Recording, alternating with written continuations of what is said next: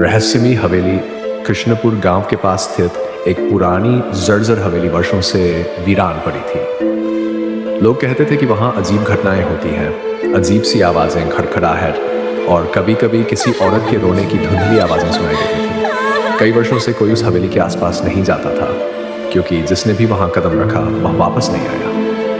रमेश, जो एक पत्रकार था, इन कहानियों पर विश्वास नहीं करता था। वह तर्कवादी था और उसे इन बातों में सिर्फ अंधविश्वास नजर आता था। उसने ठान लिया कि वह इस हवेली का रहस्य उजागर करेगा।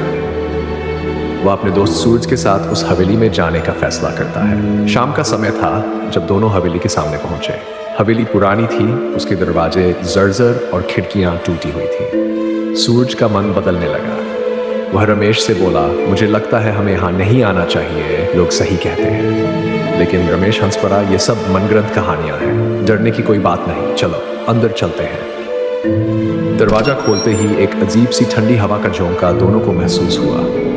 हवेली के अंदर घना अंधेरा था, सूरज की रोशनी भी अंदर तक नहीं पहुंच पा रही थी। दोनों ने अपने मोबाइल की टॉर्च जलाई और धीरे धीरे अंदर कदम रखा।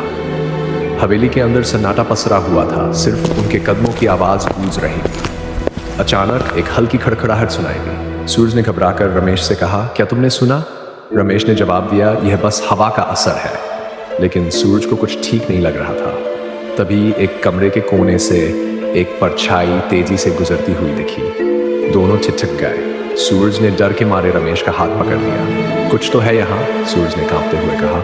रमेश ने खुद को संयत करते हुए कहा, चलो देखते हैं। दोनों उस कोने की ओर बढ़े जहां उन्हें परछाई दिखी थी। जैसे ही वे करीब पहुंचे, अचानक दरवाजे खुद ब खुद बंद हो गए। सूरज का दिल तेजी से धड़कने लगा। हवेली की दीवारों से अब धीमी धीमी फुसफुसाहटें सुनाई देने लगी, मानो कोई उन दोनों के बारे में बात कर रहा हो। सूरज ने चिल्लाते हुए कहा, रमेश, हमें यहाँ से निकलना चाहिए। लेकिन दरवाजे बंद थे। अचानक उन्हें एक स्त्री की सिसकियों की आवाज सुनाई दी। रमेश ने हिम्मत करके उस आवाज के पीछे चलने का फैसला किया।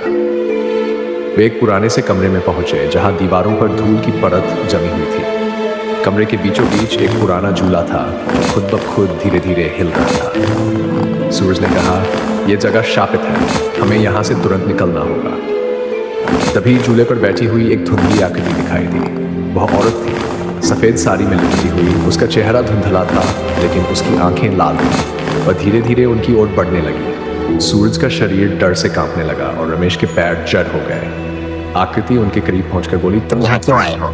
उसकी आवाज बेहद ठंडी और डरावनी थी।